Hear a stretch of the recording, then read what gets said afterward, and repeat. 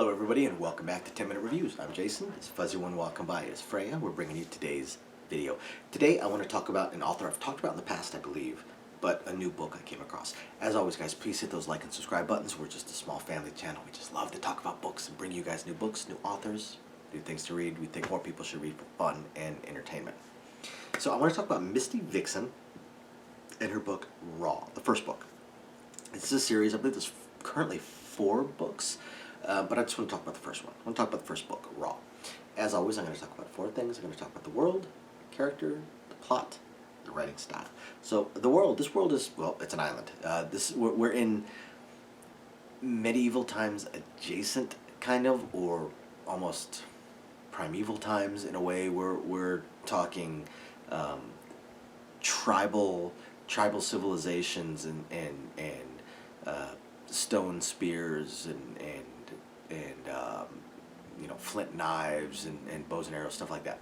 So that's the world, only this occurs on an island. Now there's hints that there are other islands. They hint at the fact that there are other islands around, but this occurs on one particular island.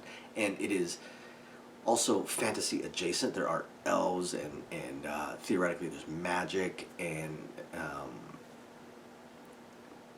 other races, demi-human type of stuff. So the main character is Jack, and Jack is almost like the tribal ancient Jason Bourne in a way. He wakes up on the beach, butt-ass naked, with no memory. It takes him a little while just to remember his name. He's got no memory, but he gets these flashes. Throughout the book, he gets these flashes. He's clearly a warrior of some type. I won't call him a soldier, because again, we're talking tribal type of civilization, but he's definitely a warrior and killer, for sure. He appears to know a lot about weapons, decent bit about survival, but a lot about weapons, how to make them, definitely how to use them. He's strong, he's fast, he's faster than most, he's stronger than most, he's extraordinarily skilled with weapons. Generally, you get the impression that he, as long as he's properly armed, evenly armed, he could probably handle 3 to 1 odds without any particular issue, maybe more, 4 to 1, 5 to 1. I mean, it's not superhuman, but he is extraordinarily skilled.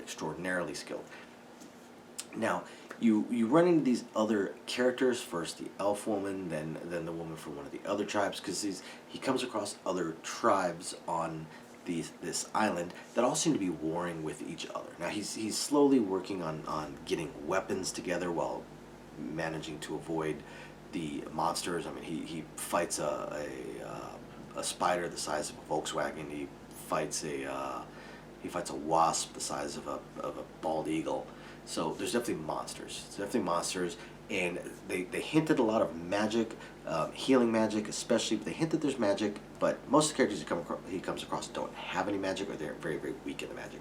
He knows that he does not have any at the moment. He doesn't feel that he has magic, but he definitely feels like he should know more about magic.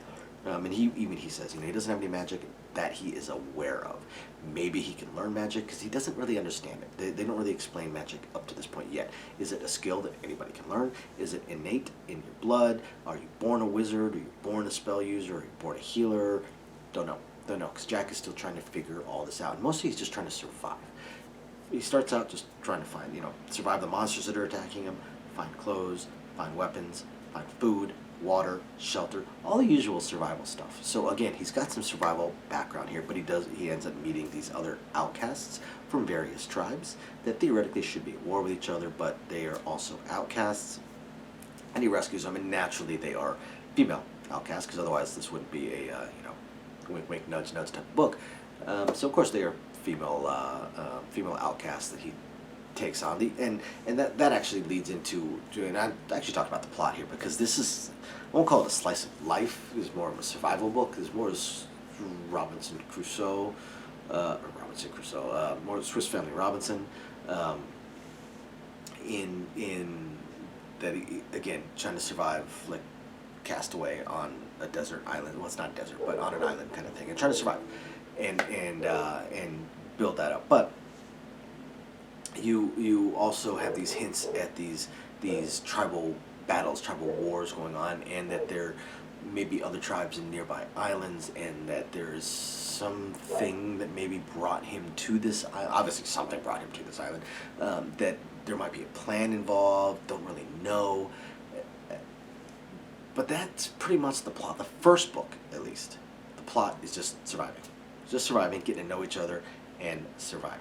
Okay, that does lead into the one and one only issue that I have with this book, and that is that the female characters are, I don't want to say unrealistic, because in this type of book, for the most part, they're almost always going to be unrealistic in some way, shape, or form. But they are, they fall under his spell. They're just utterly devoted to him, in love with him, and all this for nonsensical reasons. I mean, it just does not make sense. This level of, oh, my hero, you saved me, I'm yours forever. No, it just doesn't feel right. It just doesn't feel right. It just doesn't. In a way, it feels like these the female characters are mentally handicapped. It really does.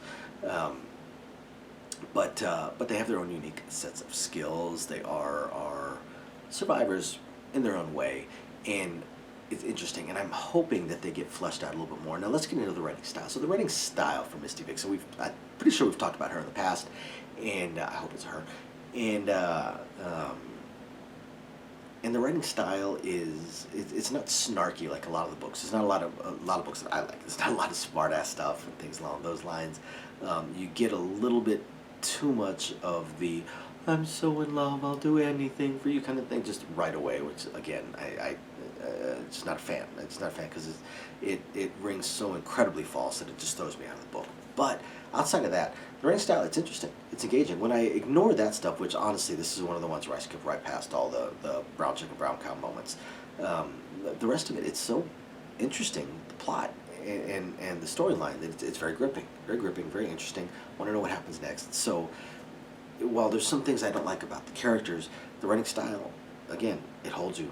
It grabs you. You want to know. So, which probably explains why there's 3 more books involved. So, guys, if you guys like these kind of stories, either the harem lit type of stories or the fantasy world adjacent stories, medieval stories, survival stories, slice of life stories, I mean, this covers so many different potential things.